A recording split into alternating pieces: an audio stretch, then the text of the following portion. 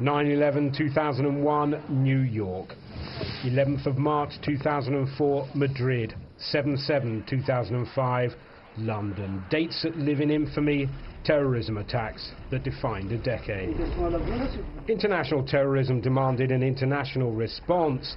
Since June 2002, Europe has wrestled with the threat, developing concrete measures like the European arrest warrant, which meant that while British police were piecing together their investigation into the 7/7 attacks, their Italian counterparts could quickly hand over a suspect arrested on Italian soil.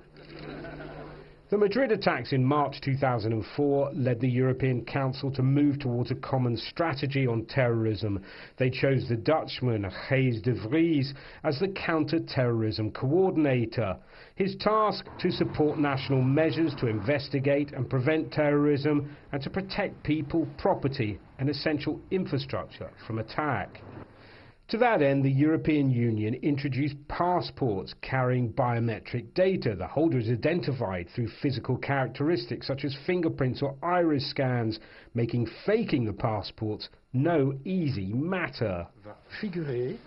Brussels made it more difficult for people to get their hands on guns, explosives and other materials that could be used to carry out attacks.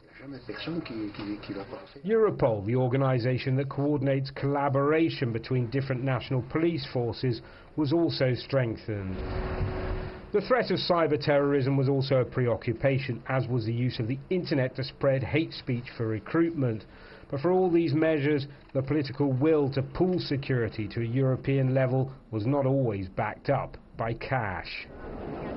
Likewise, national intelligence agencies saw themselves as exactly that, national, and were often reluctant to share sensitive information with other European countries. It was a frustration for de Vries, who threw in the towel in 2007. 6 months later, he was replaced by the EU's current counter-terrorism coordinator, Belgian Gilles de Kerchove. Where is Europe in the fight against terrorism? A big question. Joining us from Brussels is Gilles de Kerchove. Bonjour. The job of the European Union Counter-terrorism Coordinator was created after the 2004 attacks on Madrid. What are the priorities today in Europe in the fight against terrorism? La première priorité, The first priority is the question of Europe's young, but not only Europe's young, but also young North Africans. There are young people from the Middle East who are heading to Syria on what they call a jihad. They're fighting and they're joining terrorist groups. So what's being done to fight against this? First of all, we have to work on prevention. We have to try to identify how best to prevent young people from leaving. That's the first priority. It's also to detect who is leaving that we don't know. There are, in fact, many Europeans who are not known to the intelligence services and to the police, so we have to put mechanisms into place. We also have to work with countries they travel through, notably Turkey, which remains the country used the most.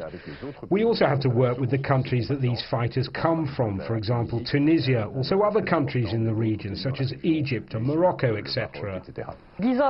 10 years after the Madrid attacks, do you think a seizable attack is still possible in Europe? Our intelligence services estimate that the risk is serious and largely down to the Europeans who leave to fight in Syria. I would say the threat is more diversified and complex.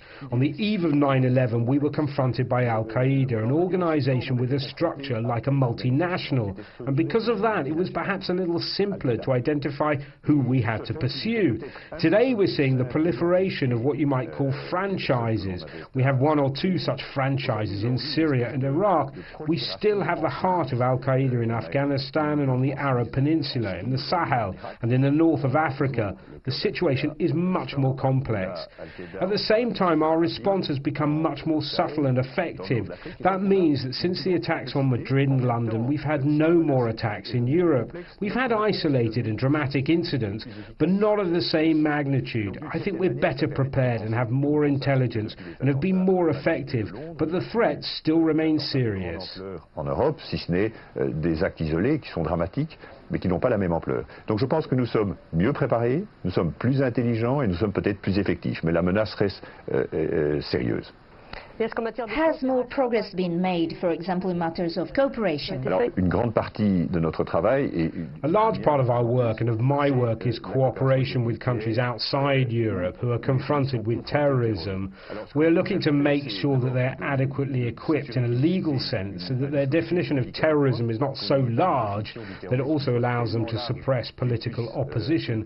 This is unfortunately often the case. It is a case of improving the exchange of information. It's one of the big lessons of the Commission, which examined what didn't work in the lead-up to 9/11, to improve the way intelligence services, the police, the judiciary share information. On the subject of information gathering, there have been certain side effects of information gathering by states.